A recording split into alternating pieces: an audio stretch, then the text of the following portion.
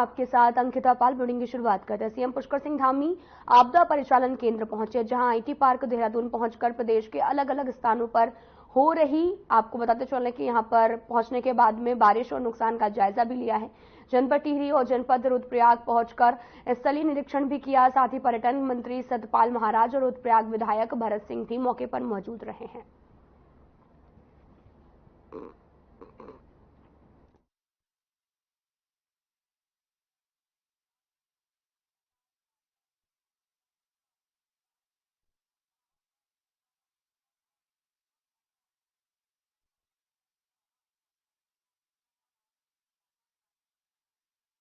आपदा परिचालन केंद्र पहुंचे, जहां पर उन्होंने स्थिति का जायजा भी लिया है और साथ ही कड़े दिशा निर्देश भी दिए गए हैं।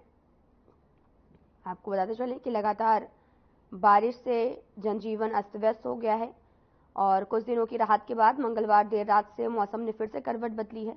मंगलवार देर रात से शुरू हुई बारिश बुधवार देर रात तक कभी भी हल्की तो कभी मूसलाधार रफ्तार से होती रही, तो कई जगह नदी नाले और रपटे उफान पर हैं। वहीं लगातार हो रही बारिश के कारण हल्द्वानी में 45 घरों में पानी घुस गया और साथ ही इसको लेकर बारिश और नुकसान का जायजा भी लिया है।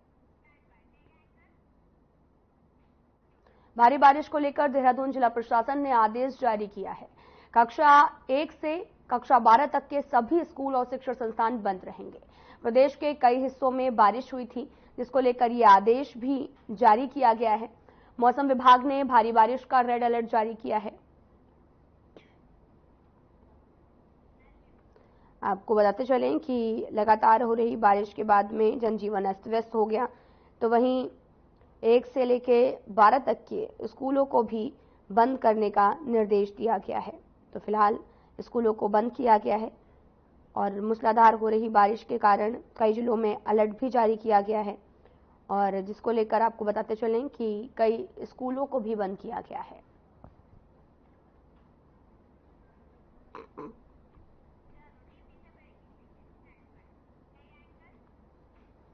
देहरादून से बड़ी खबर आ रही है, जहां पर केदारनाथ धाम में बारिश का कहर लगातार जारी है। केदार घाटी में हो रही भारी बारिश, गौरीकुंड केदारनाथ मार्ग पर फटा बादल। आपको बताते चले एक बड़ी खबर इस वक्त की, गौरीकुंड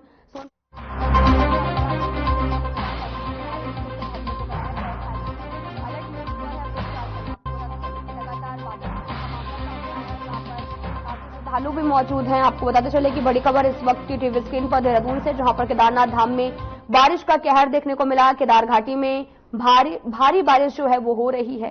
गौरीकुंड केदारनाथ मार्ग पर बादल फटने का मामला सामने आया। गौरीकुंड और सोनप्रयाग में लगातार बारिश का कहर जारी है।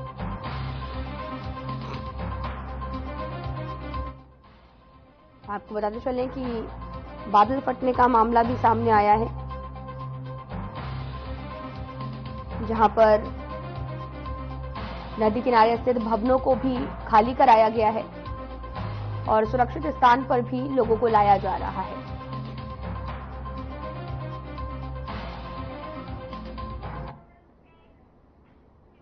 घनसाली के जखन्याली में बादल फटने से एक ही परिवार के 3 लोगों की मौत हो गई है। इसी वजह से आपको बताते चले कि घनसाली के जखन्याली में क्षेत्रीय विधायक, जिलाधिकारी भी मौके पर पहुंचे। डीएम ने घबराए हुए लोगों को शिफ्ट करने के निर्देश दिए हैं। सीएम धामी भी घनसाली आपदा क्षेत्र का दौरा करेंगे।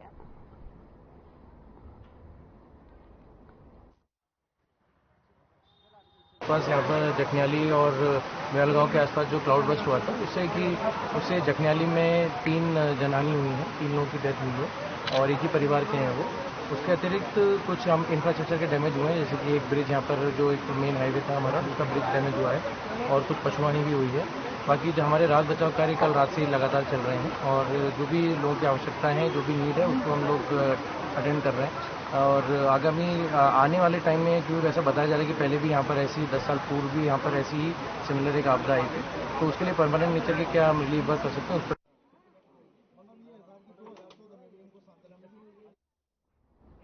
घनसाली से बड़ी खबर आ रही है, जहां पर मोयाल गांव के पास में एसडीआरएफ रवाना किया गया, जहां पर बारिश के चलते गांव से संपर्क टूट गया है। बड़ी खबर, सड़क मार्ग पर भारी मलबा आ गया है। मलबा आने से सड़क को बंद किया गया। आपको बताते चले कि बड़ी खबर इस वक्त की टीवी स्क्रीन पर, जहां पर मलबा आने से सड़क बंद हो गई है और बारिश के चलते टूटा है, जिसकी वजह से लगातार हो रही तेज बारिश से एसडीआरएफ भी मौके पर पहुंची और बारिश के चलते गांव से संपर्क टूट गया। सड़क मार्ग पर भारी मलबा आ गया। मलबा आने से सड़क को बंद हो गई है, जिससे लोगों को आने जाने में दिक्कतों का सामना भी करना पड़ रहा है। तो वहीं एसडीआरएफ की टीम भी मौके पर मौजूद है। लोगों का से संपर्क करने की कोशिश की जा रही है। ऑपरेशन लगातार जारी है। दरअसल मलबा आने से सड़क बंद हो गई है, जिससे कई तरह की परेशानियों का सामना लोगों को करना पड़ रहा है।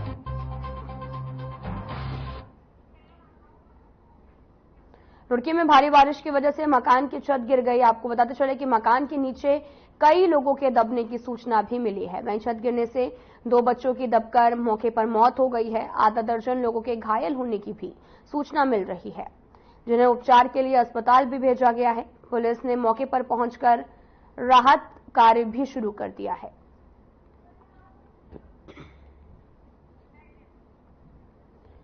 खबर रुड़की से है, जहां पर आपको बताते चलें कि घर की छत गिर गई, जिसके बाद कई लोगों के दबने की खबर जो है वो भी सामने आई है। 2 बच्चों की दबकर मौत भी हो गई है। दरअसल ये पूरा मामला रुड़की का है और हादसे में कई लोग घायल भी हो गए हैं, जिन्हें अस्पताल में भर्ती कराया गया है, जहां पर उनका इलाज लगातार किया जा रहा है।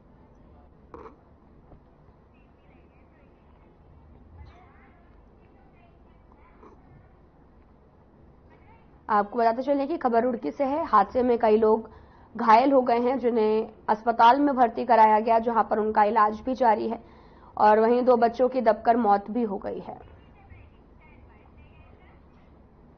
केदारनाथ से बड़ी खबर आ रही है, जहां पर भीमबली के गदेरे में बादल फट गया है। बड़ी खबर इस वक्त की केदारनाथ से, जहां पर भारी बारिश से बादल फटने से बड़ा नुकसान हुआ है। बोल्डर मलबा आने से पैदल मार्ग क्षतिग्रस्त हो गया है। मलबा आने से 150 से भी ज्यादा तीर्थयात्री फंस गए हैं और अभी तक किसी के हताहत होने की कोई भी खबर सामने नहीं आई है। बड़ी खबर इस वक्त की देहरादून से, जहां पर आपको बताते चले कि केदारनाथ में भीमबली के गदेरे में बादल फटा है।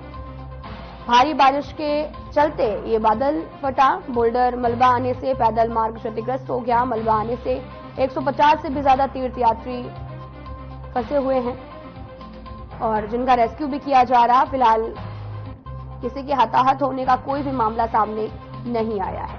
लगातार हो रही तेज बारिश के चलते जनजीवन अस्त व्यस्त हो गया। तो वहीं खबर केदारनाथ से है, जहां पर अभी तक किसी के हताहत होने की कोई भी खबर सामने नहीं आई। दरअसल आपको बताते चले कि केदारनाथ भीमबली के गदेरे में बादल फटा है और सभी लोग सुरक्षित बताए जा रहे हैं। बोल्डर मलबा आने से पैदल मार्ग क्षतिग्रस्त भी हो गया है।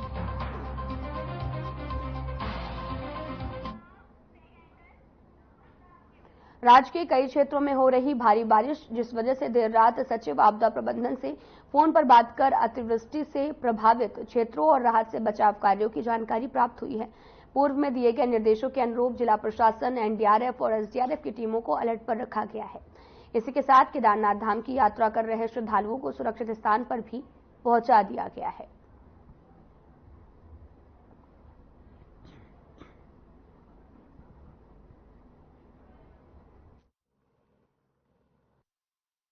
तो देहरादून में तो कोई खतरे का वो नहीं है ना ज्यादा।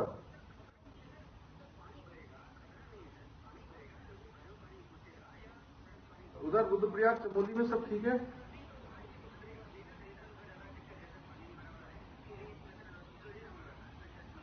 इधर बूढ़ा केदार साइड में क्या स्थिति, उधर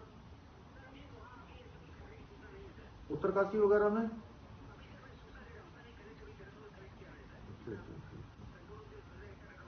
उधर नैनीताल में ज्यादा बारिश आ गई कि नदियां उफान पर हैं?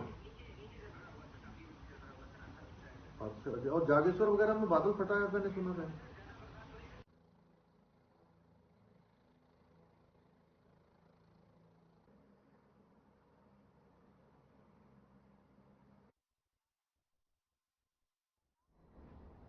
रुद्रप्रयाग में भारी बारिश होने के कारण विशेषकर अतिवृष्टि से केदारनाथ धाम के पैदल मार्ग, गौरीकुंड, जंगलचट्टी, भीमबली और लिंचोली के क्षेत्र में अलग अलग स्थानों पर ऊपर पहाड़ी से पानी का तेज बहाव और मलबा पत्थर आने से मार्ग क्षतिग्रस्त हो गया है। कई जगहों पर फंसे हुए यात्रियों और स्थानीय व्यक्तियों को सुरक्षित रखने के लिए भी पुलिस अधीक्षक रुद्रप्रयाग की तरफ से आपको बताते चलें कि तत्काल बचाव और रेस्क्यू कार्य किए जाने के निर्देश भी दिए गए हैं। केदारनाथ धाम यात्रा के पैदल मार्ग पर स्थित कई पड़ावों और पुलिस चौकियों पर नियुक्त पुलिस बल की तरफ से एसडीआरएफ, एनडीआरएफ, डीडीआरएफ और जिला प्रशासन के कई विभागीय अधिकारियों के साथ उचित समन्वय जो है वो बनाकर रेस्क्यू उपकरणों के साथ में पहुंचकर रेस्क्यू कार्य करते हुए सभी यात्रियों को सुरक्षित स्थानों पर पहुंचाया गया है।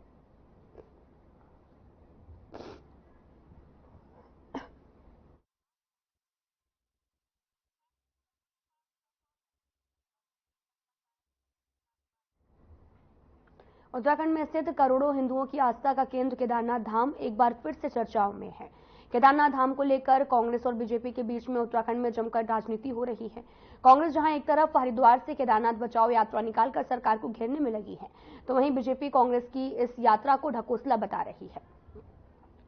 कांग्रेस पार्टी की यात्रा पर बीजेपी ने पलटवार किया है। इस दौरान बीजेपी प्रदेश प्रवक्ता विपिन कैंथोला ने कहा कि कांग्रेस पार्टी की यात्रा में वर्चस्व की लड़ाई देखने को मिल रही है। एक नेता दूसरे नेता से आगे निकलने के लिए यात्रा में शामिल हो रहा। कार्यकर्ता अलग अलग नेताओं की नारेबाजी कर रहे हैं और इससे साफ है कि यात्रा वर्चस्व की लड़ाई है। आपको बताते चलें कि एक बार फिर से केदारनाथ धाम चर्चाओं में बना हुआ है। कांग्रेस और बीजेपी के बीच में राजनीति देखने को मिल रही है। कांग्रेस पार्टी की यात्रा पर बीजेपी का पलटवार है। उन्होंने कहा कि ये पूरी लड़ाई वर्चस्व की है। यहां पर लगातार एक से बढ़ के एक नेता इस यात्रा में शामिल हो रहा है और ये सिर्फ लड़ाई वर्चस्व की लड़ाई है। कांग्रेस और बीजेपी के बीच में राजनीति भी देखने को मिल रही है। दरअसल हरिद्वार से इस यात्रा को निकाला गया और लोगों को बीच में जाकर लोगों से शामिल होने के लिए भी कहा जा रहा है।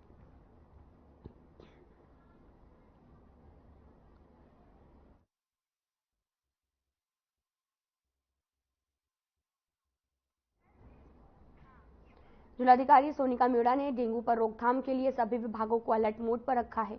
उन्होंने बताया कि स्वास्थ्य विभाग, नगर निगम और पीडब्ल्यूडी की टीमों को फील्ड में उतारा गया है। साथ ही देहरादून में डेंगू के दृष्टिगत लगभग 14 संवेदनशील और ऋषिकेश में लगभग 8 संवेदनशील क्षेत्र पर शहर में डेंगू का प्रकोप ना फैले, इसके लिए सभी टीम अलग अलग जगह पर जाकर डेंगू के लार्वा को नष्ट करने का काम कर रही हैं। वहीं अब तक 75,000 से भी अधिक रुपए के चालान किए जा चुके हैं। सरकारी और निजी चिकित्सालयों में किट, दवाइयां आदि समुचित व्यवस्था की जा चुकी है। सभी स्कूलों को दिशा निर्देश भी जारी किए गए हैं।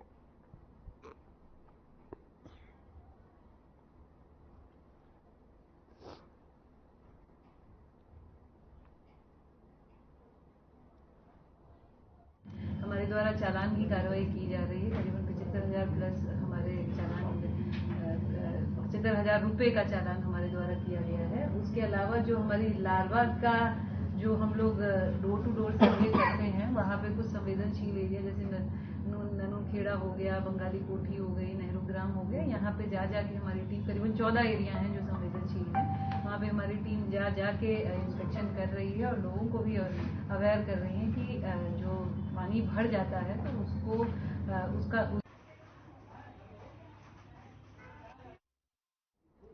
जिले में हो रही मूसलाधार बारिश के चलते जिलाधिकारी सोनिका ने संज्ञान लिया है।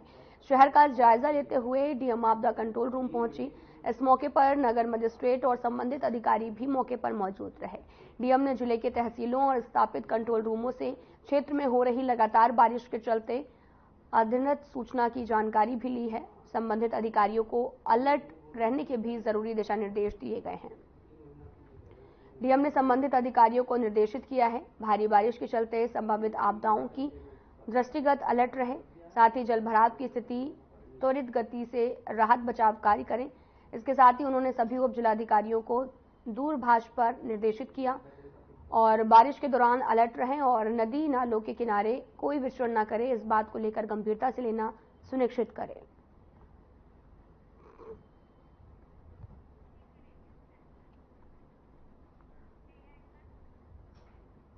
जनपद के बाजपुर क्षेत्र में लगातार तेंदुए की दस्तक देखने को मिल रही है। क्षेत्र के कई जगह पर सीसीटीवी में तेंदुए की तस्वीरें कैद हुई हैं, तो कई जगह पर लोगों ने अपने मोबाइल कैमरे में तेंदुए को कैद कर लिया है।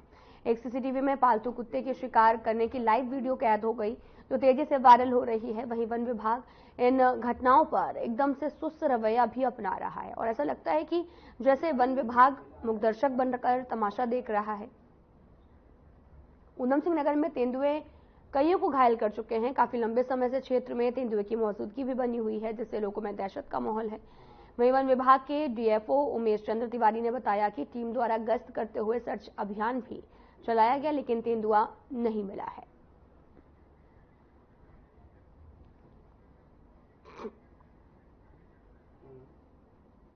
कि जो भाजपुर क्षेत्र है उसमें 2 स्थानों पर लेपर्ड के देखे जाने की सूचना प्राप्त हुई थी और जब हम लोगों ने उसका निरीक्षण किया तो हमने ये पाया कि एक क्षेत्र में तो सराय पश्चिमी वन विभाग के द्वारा कार्रवाई की जा रही है और एक क्षेत्र में हमारे प्रभाग के द्वारा कार्रवाई की जा रही है। अभी क्योंकि खाली बाघ की उपस्थिति की प्रथम सूचना मिली है तो जो उसमें सुरक्षात्मक जो वो है हमारे जो तरीका है काम करने का, अभी हम उसी के अंतर्गत काम कर रहे हैं। क्षेत्र में ट्रैप कैमरा लगाना और लोगों को थोड़ा जागरूक करना कि किस तरीके से ऐसे माहौल में उनको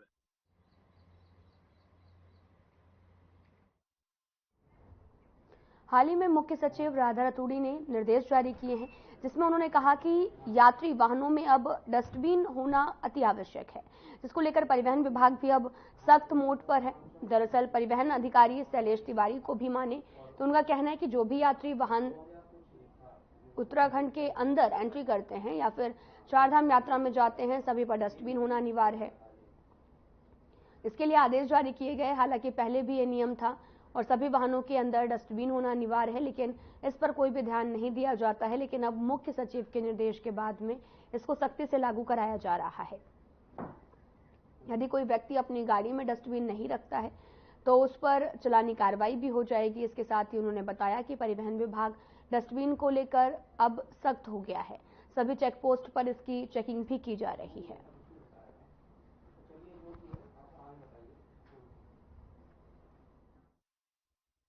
चलान तो एक पार्ट हुआ, आपने बहुत सही पॉइंट रखा है कि सबसे पहले हमें लोगों को जागरूक करना पड़ेगा, लोगों को बताना पड़ेगा कि ये नियम उत्तराखंड में लागू है। बहुत लोगों को नियम पता ही नहीं है, तो हम उसको क्या है कि जगह जगह जहां हमारे ग्रीन कार्ड बनते हैं, जहां ट्रिप कार्ड बन रहे हैं, जहां हमारे चेक पोस्ट हैं, हमारे ऑफिस हैं, सब जगह हम लोग इसमें जागरूकता अभियान चलाने जा रहे हैं। इसमें हम मीडिया का भी सहयोग लेंगे, आपका भी बहुत बड़ा रोल इसमें रहेगा लोगों को बताने के लिए कि भाई नया नियम लागू हुआ है।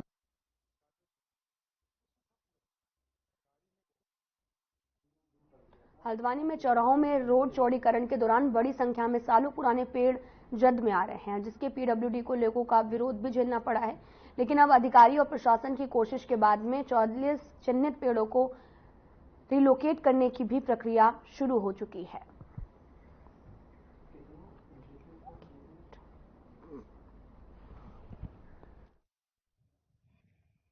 देखिए, इसमें जो हमारे 13 चौराहे हैं, इसमें पेड़ों की गिनती हुई थी कि उनको चौड़ीकरण की जद में जो भी आ रहे हैं उनको काटा जाए। लेकिन इसमें जिलाधिकारी महोदय द्वारा एक अनूठी पहल की गई कि हम जो हमारे प्राचीन पेड़ हैं जिनकी उम्र यहाँ पर लोकल लोग 100 साल भी बताते हैं, ऐसे पेड़ों को जो इस तरह की श्रेणी में हैं और जिनको ट्रांसप्लांट किया जा सकता है।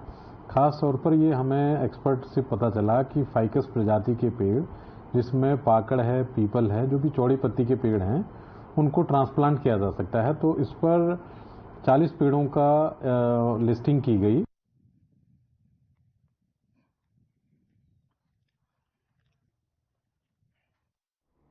घनसाली टिहरी जनपद में घनसाली विधानसभा के जखनियाली में नौताड़ गदेरे में बादल फटने से गदेरे के पास में खुले होटल के बहने से आपको बताते चले कि मोयल गांव में घनसाली छिरबिटिया मोटरमार्ग को जोड़ने वाली पुलिया बह गई है, जिसको सूचना मिलते ही पुलिस और एसडीआरएफ रवाना हुई। विद्युत विभाग द्वारा शटडाउन भी किया गया, साथ ही जेसीबी रवाना कर दी गई है। प्रशासन राहत बचाव कार्य में जुटा हुआ है। वहीं एक ही परिवार के 3 लोगों की मिसिंग की खबर थी, जिसमें 2 लोगों की बॉडी रिकवर की गई है और एक घायल है, उसे भी रिकवर कर लिया गया है।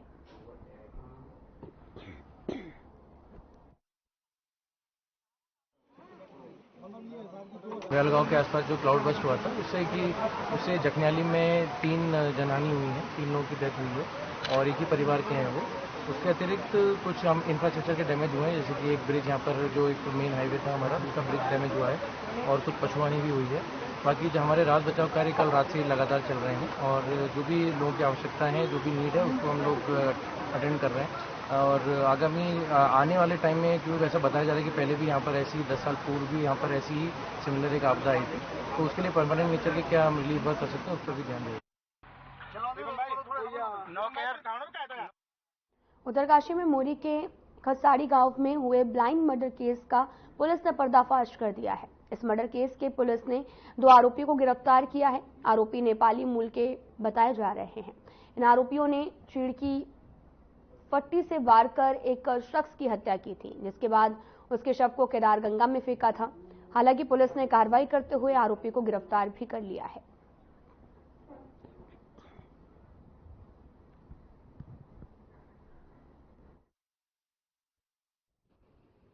2024 को वादिनी श्रीमती प्यारी देवी निवासी खरसाड़ी मोरी द्वारा थाना मोरी पर एक तहरीर दी गई कि उनके पति, जिनका नाम गिरवीर सिंह है, और वो 24 जुलाई 2024 को अपने खेतों की देखभाल कर रहे थे पुल्हाड़ी नामक तोप पे, और उस दिन रात में उनकी जो है बॉडी पास में गदेरे में मिली और उनके सर पे चोट लगी हुई थी। इसके बेसिस पे जो है ऐसा लगा कि इनको मार के वहाँ फेंका गया है, तो इसके बेसिस पे जो है अज्ञात लोगों के खिलाफ जो है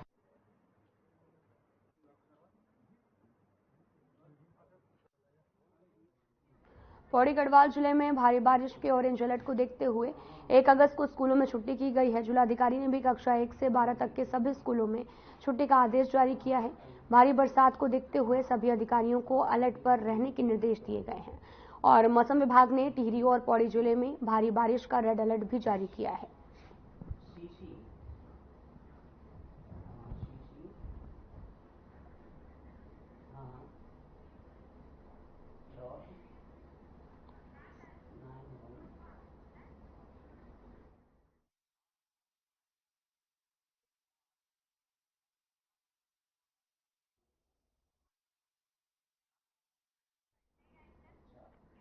बीते दिन ग्राम लौका फार्म में पोल्ट्री फार्म में काम करने वाले लालता प्रसाद की हत्या का सितारगंज पुलिस ने 24 घंटे में खुलासा कर दिया है। वहीं एसपी क्राइम चंद्रशेखर घुड़के ने बताया कि ग्राम लौका निवासी ने सितारगंज कोतवाली में तहरीर देकर एक शिकायत भी दर्ज कराई थी कि उसने अपनी मुर्गी फार्म पर काम करने के लिए करीब 2 साल पहले राम भरोसे रखा गया था। वहीं 20 से 25 दिन पहले सुमन कुमार को भी काम पर रखा गया था। दोनों में किसी बात को लेकर कहासुनी हो गई थी। वहीं बदले की भावना से सुमन ने रात में सोते समय लालता प्रसाद की हत्या कर दी।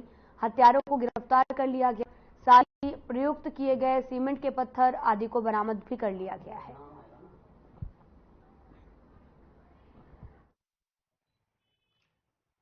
रात्रि के घटना थी, जिसे हमें 30 जुलाई में सुबह हमें सूचना भी मिली थी कि एक नागेंद्र सिंह वादी हैं, इन्होंने सूचना दी कि इनका पोल्ट्री फार्म में काम करने वाले लालता प्रसाद नाम के एक कर्मचारी थे, उनकी जो है हत्या की गई है। तो वादी द्वारा ही इसमें एक नामजद तहरीर दी गई थी। एक अभियुक्त की पहचान उनके द्वारा मतलब एक नामजद तहरीर देकर की गई थी।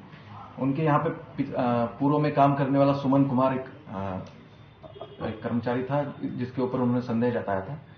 तो जो परिस्थितिजन्य साक्ष्य थे वो भी इसी तरफ अंदेशा जता रहे थे कि इसमें सुमन कुमार ही इन्वॉल्व होने की पूरी हमें आशंका थी।